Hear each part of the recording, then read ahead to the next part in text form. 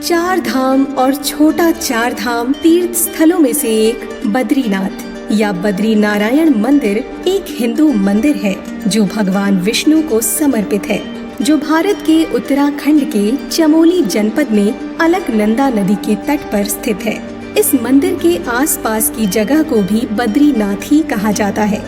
इस मंदिर की संरचना इतनी भव्य है जिसकी सुंदरता यहाँ आने वाले दर्शनार्थियों का मन मोह लेती है। यहाँ पर भगवान विष्णु की 1 मीटर ऊंची मूर्ति स्थापित है जो कि शालिग्राम पत्थर की बनी हुई है। ये मंदिर प्राचीन काल से ही हर भारतीय के लिए पवित्रता और गहरी आध्यात्मिकता का प्रतीक है। लेकिन ये मंदिर अस्तित्व में कैसे आया? इसके निर्माण के पीछे क्या कारण था? आखिर इसे क्यों बनाया गया था? इस पवित्र धाम के बारे में सोचते ही हमारे मन में कई तरह के सवाल उठते हैं। इस मंदिर से जुड़ी 2 प्रचलित कहानियाँ हम आपको इस वीडियो के माध्यम से बताने जा रहे हैं, इसलिए इस वीडियो को अंत तक जरूर देखिएगा ताकि आपसे कुछ भी छूट न जाए। नमस्कार, आप देख रहे हैं ज्ञानोहॉलिक।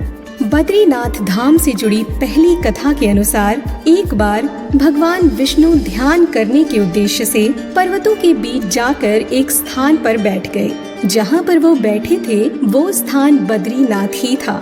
जब वो ध्यान में लीन थे तो उनकी पत्नी देवी लक्ष्मी ने उन्हें कड़ी धूप से छाया प्रदान करने के लिए एक बेर के पेड़ का रूप ले लिया, जो कि उस क्षेत्र में सामान्य रूप से पाया जाने वाला पेड़ है। वैसे आपको बता दें कि बद्री का अर्थ भी बेर ही होता है। बद्रीनाथ धाम का उल्लेख विभिन्न हिंदू धार्मिक ग्रंथों के साथ साथ महाभारत में भी मिलता है, जिसके अनुसार ये वो स्थान है जहाँ पर पांडव अपनी पत्नी द्रौपदी के साथ स्वर्ग यात्रा के दौरान रास्ते में कुछ समय के लिए रुके थे। वे एक गुफा के अंदर माना गांव में रुके थे, जो बद्रीनाथ के मुख्य मंदिर से लगभग 3 किलोमीटर की दूरी पर स्थित है। मंदिर के आसपास कई अन्य पर्यटक आकर्षण भी हैं, जो इस क्षेत्र में देवताओं की उपस्थिति को दर्शाते हैं। यहाँ पर व्यास और गणेश गुफा जैसे स्थान भी हैं, जहाँ ऋषि व्यास और उनके लेखक भगवान गणेश द्वारा महाभारत का प्रतिष्ठित महाकाव्य लिखा गया था। बद्रीनाथ से जुड़ी एक और दिलचस्प पौराणिक कथा है, जिसका संबंध भगवान शिव से है।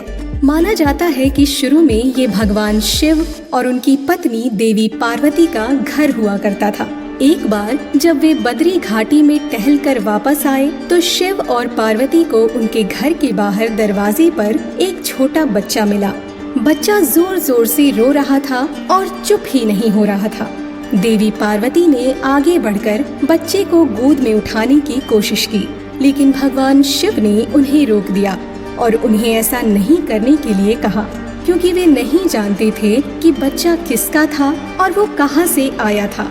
और आसपास बर्फ में किसी के पैरों के निशान भी नहीं थे, जिससे पता चल सके कि कोई उसे लाकर वहाँ छोड़ गया है। लेकिन माता पार्वती ने शिव जी की बातों को अनदेखा करते हुए ममता के वशीभूत होकर आगे बढ़कर उस रोते हुए बच्चे को उठा लिया और उसे घर के अंदर ले गई। बच्चा घर के अंदर बहुत खुश और सहज दिख रहा था और शिव जी को उल्लास पूर्वक देख रहा था। इसके बाद घर में उस बच्चे को रखकर शिव जी और माता पार्वती बाहर चले गए। फिर जब शाम को शिव और पार्वती जी घर लौटे तो घर अंदर से बंद था।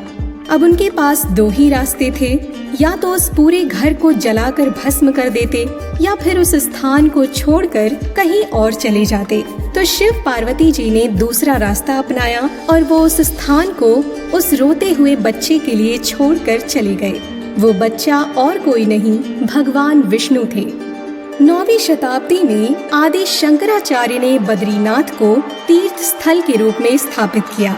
उन्हें बद्री नारायण की मूर्ति अलकनंदा नदी में मिली थी, जिसे उन्होंने तप्त कुंड के पास एक गुफा में स्थापित किया।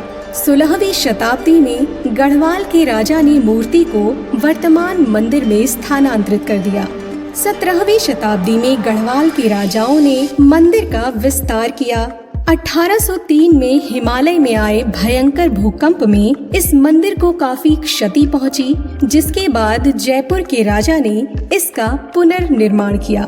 दोस्तों, अगर आपको ये वीडियो पसंद आई हो तो इसे लाइक और शेयर करें और कमेंट में जय बाबा बद्रीनाथ लिखना ना भूलें। आगे और भी ऐसे वीडियोस देखने के लिए चैनल को अभी सब्सक्राइब कर लें। मिलते हैं अगले वीडियो में। जय बाबा बद्रीनाथ।